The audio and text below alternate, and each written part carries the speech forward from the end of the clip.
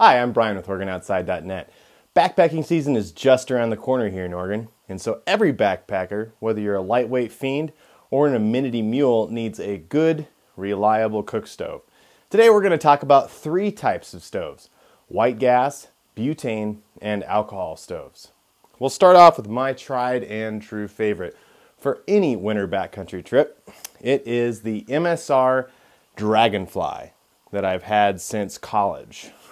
It is the most complex stove I own, yet it is still the most reliable. So I've taken this on overseas trips. I've used it to cook gourmet meals here in the backcountry of Oregon.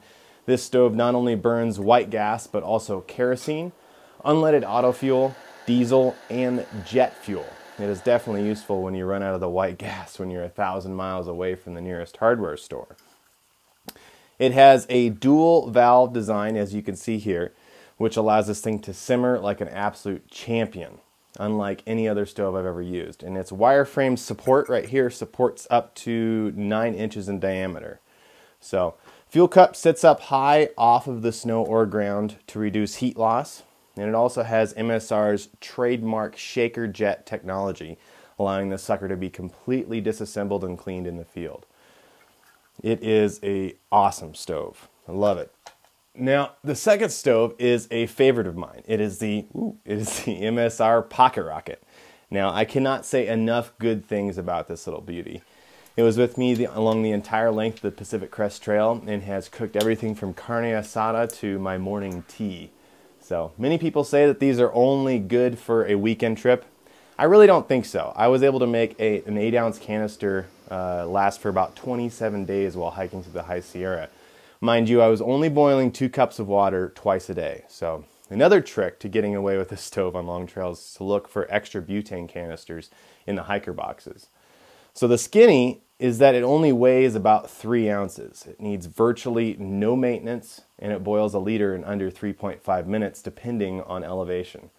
So sure, there may be better butane stoves out there, but I've grown attached to this little guy.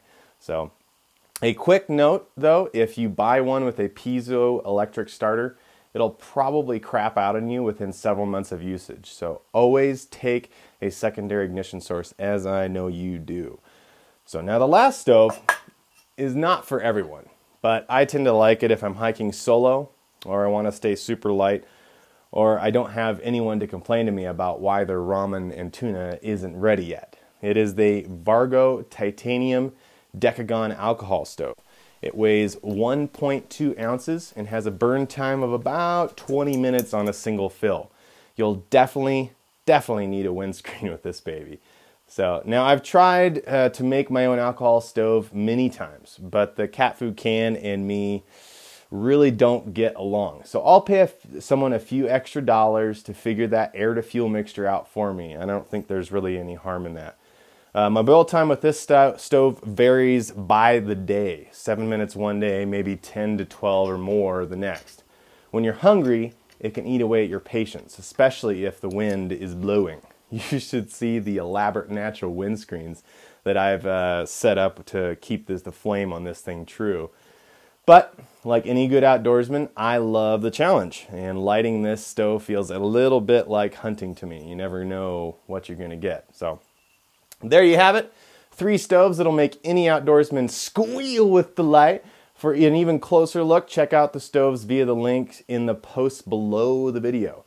I do get a small commission when you purchase these products through these links, so I really appreciate you guys supporting OregonOutside.net. So happy trails and skin track.